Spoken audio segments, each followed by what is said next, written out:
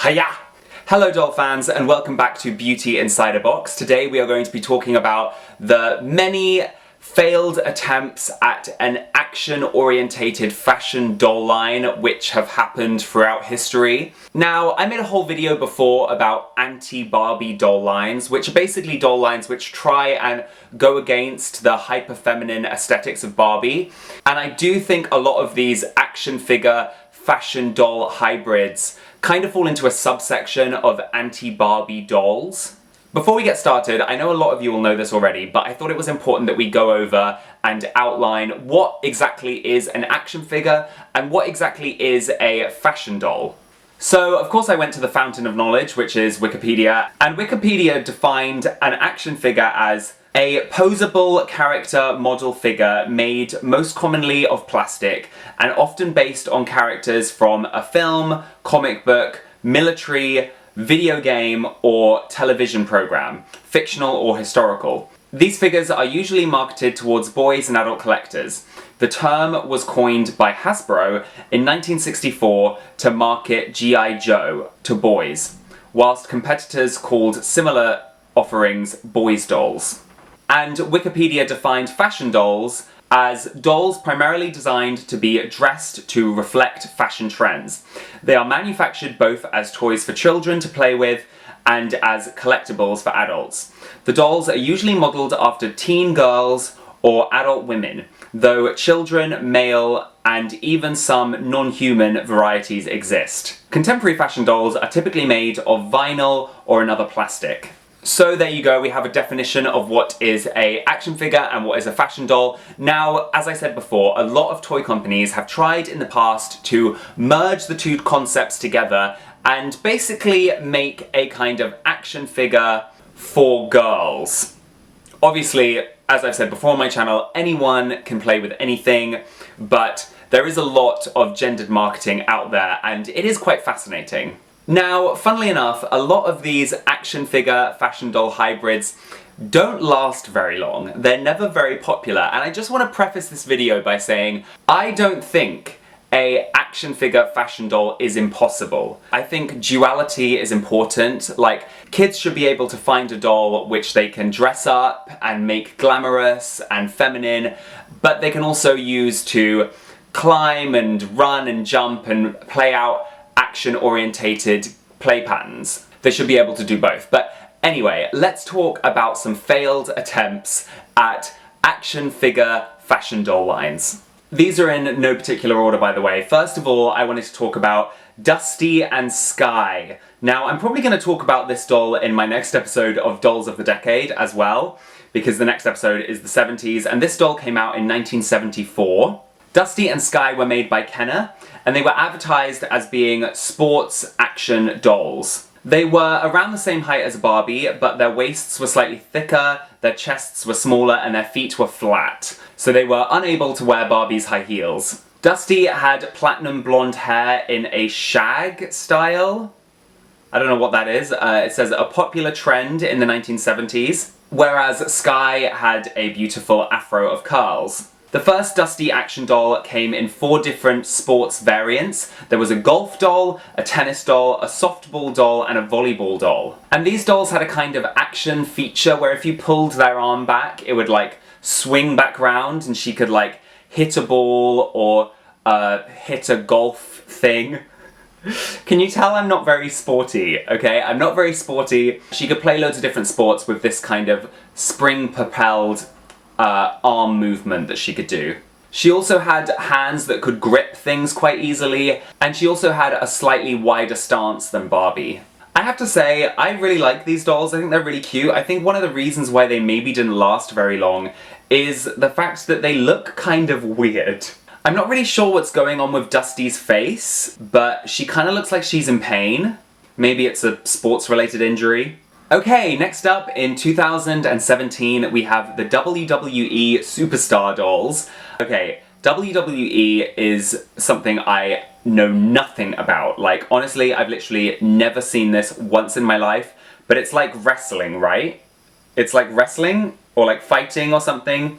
These dolls were made by Mattel, they had really great articulation, and they would often be dressed in either what they wear in the ring or they'd have an alternative outfit which was slightly more like casual wear. These dolls are obviously a lot more muscular than your typical Barbie doll, and I think they're quite cute. And these dolls could actually stand on their own, which is a feature which is mentioned for quite a few of these dolls. For some reason, they really had it out for the fact that Barbie couldn't stand on her own. So a lot of these dolls advertise that they can stand on their own.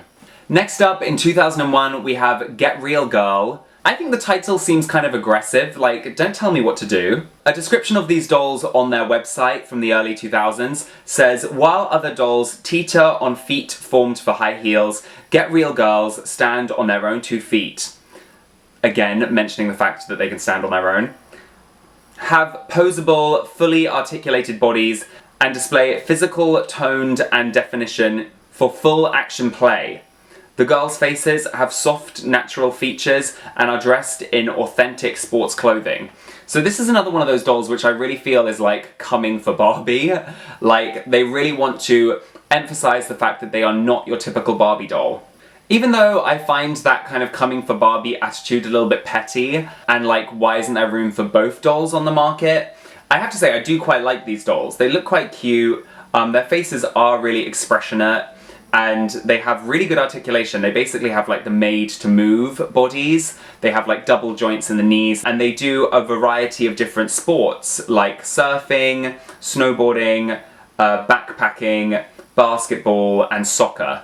And their clothes and accessories are really detailed and very authentic. Like, they really look like what you would wear to do these kind of sports. They're fun, they're cool. I mean, these dolls didn't last very long. I think they only lasted like a year or two, which is a shame because I actually think they have a lot of potential. Next up, I wasn't sure whether to include these dolls really, but this is GIRL Force and the Charlie's Angels dolls. Basically, this is Girls Force, it's called. They are fashion dolls, but they have a lot more articulation than Barbie. They had like rubbery bodies with a wire armature inside with joints, so you could move them a lot more freely, and the joints were a lot more seamless and hidden. I think they were meant to encourage a lot more kind of active play, and obviously they also made a doll line of Charlie's Angels dolls, which came out in the year 2000 around the release of the 2000 film. In a little blurb on the back of the box, it says, "We're working to make Girl Force the ultimate girly doll ever made for girl kind. We've got everything from hot fashions to awesome accessories. The first ever action fashion doll created by Jack Specific." I don't understand how they get away with calling it the first action doll, because as we've seen, there were others that came out before it, but anyway, this brand features the hippest, trendiest, and coolest fashions for stylish girls of today. GRL stands for, and will always be, glamorous, intelligent, respected leaders. So there you go, Girls Force, the first ever action fashion doll. Okay, next up, we're going back in time a little bit. We're going to talk about GI Nurse, Action Girl from 1967, and Action Man Natalie. These were both the kind of girl characters in the G.I. Joe / Action Man line. If you don't know, G.I. Joe is what the line was called in America, and Action Man is what the line was called in the UK. First of all, the GI Nurse Action Girl doll was released in 1967. The initial concept called for the rollout of the figures in conjunction with several accessory and fashion packs, but at the last minute Hasbro decided to release only the one GI Nurse figure, which left the nurse with only her medical accessories, and left toy stores with a bit of a problem. Should she be shelved with the G.I. Joe boys' toys, or should she be shelved with the girls' toys and Barbie? The result made the doll a bit of a flop either way, because the boys didn't want to play with what they deemed to be a girl's toy, and the girls weren't really going into the boys' aisle and didn't want to play with an action figure. I feel like maybe if Hasbro had committed to this line a little bit more, she might have been more successful instead of just making the one doll. But there you have it, she was a flop. And as for the 1996 Natalia doll, which was part of the Action Man line, she was actually one of the characters in the Action Man TV series, which I think was called Action Force or something like that. I can't find any information on how well she sold, but, you know, there she is. She has, like, plastic molded on hair, similar to an Action Man. They didn't want to give her, like, brushable hair. I guess that kind of lent too far into the fashion doll side. But I think she looks kind of cool. She's giving me like Lara Croft vibes. Next up, we have DC Superhero Girls from 2016. This was a line of fashion doll action figures all based around DC superhero girls, obviously. And they were like slightly bigger than your average Barbie. They were like this big, which I felt made them kind of bulky. They normally came with removable clothes, but then there was like a budget line with like plastic molded on outfits. They had pretty good articulation though. This is not the only time that different companies have tried to make action figure fashion dolls of famous superheroes. And when kids lost interest in the DC Superhero Girls, they rebooted the line again in 2019, this time with an associated TV series made by Lauren Faust, who is the person who made My Little Pony: Friendship is Magic. And I have to say, I absolutely love the art style for this show, and the art style for the dolls as well. Unfortunately, I never saw these dolls in the UK. I don't think they had as wide a release as the original DC Superhero Girls. And yeah, I don't think this line is still being made. Next up, in 1985, we have She-Ra and the Princesses of Power. I love this doll line just because it's so 80s. There was obviously the original She-Ra dolls, which were made from 1985 until I think about 1987. I think for some reason people remember these dolls being a lot more popular than they were. They didn't last very long, but I think initially they sold quite well. And they were like little action figures. This was kind of like a spin-off line from the He-Man line. They were posable, they had brushable hair. Most of their clothes were painted on, but they also have little removable elements like capes and skirts and stuff. They're really cute and sparkly with really cute colours. I really like them. And then in 2019, they rebooted the line of dolls and also created an associated series. The series, I watched a couple episodes. It was really good. It was really, really good. And the dolls looked really nice as well, although I never found anywhere in the UK to buy them, which was a shame. They have body sculpts kind of similar to the original DC Superhero Girls. They look slightly more muscular, they have a lot of posability. Beautiful dolls. Next up, from 1975, we have Dynamite. See what they did there? Love that. Miss Dynamite. And Dynamite was a fashion doll with loads of extra articulation. It says here on the box, she can swim, she can cycle, she can drive, she's almost alive, which actually sounds kind of creepy. It says, just look at what Dynamite can do. She sits or stands just like you. Pose her on one leg or two. Oh, it rhymes. So many ways, it's up to you. Dynamite is definitely giving me like Charlie's Angels vibes in this like jumpsuit outfit, which I absolutely love. And it looks like she's got like a bit of a Barbie made-to-move body. She came out around the same time as Dusty. You can even see them pictured here together in a catalogue, right next to each other. It also says here in the catalogue that Dynamite was only 8 inches tall, so she's slightly smaller, and she comes with loads of different accessories, like a bike or a horse. Next up, from 2015 till now, we have the Miraculous Ladybug dolls from the TV show. And I mean, these are kind of like fashion dolls of a superhero character. They're not really like action fashion dolls, although they do have really good articulation. So maybe in that sense they are action figures. This doll pictured here is called Superhero Secret Miraculous. And unlike a lot of the other dolls on this list, the Miraculous TV series and dolls have been like really, really popular, and they still continue to make them today. I've seen a couple episodes of Miraculous. I'm pretty sure it's from France. It's a French program. It's a cartoon about a superhero with a secret double life. It's computer animated, but I feel like it borrows a lot of its style from like anime and manga. Next up, from 2017, we have Forces of Destiny. Now, this was a doll line made by Hasbro, which was focused on the female characters from the Star Wars franchise.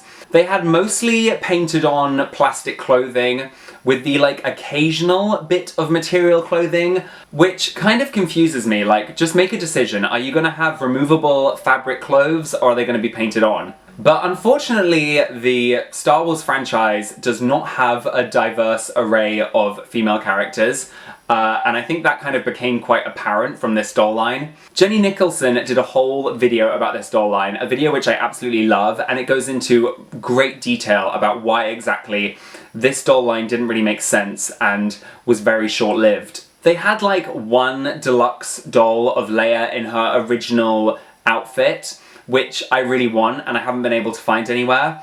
But other than that, these dolls like really didn't appeal to me.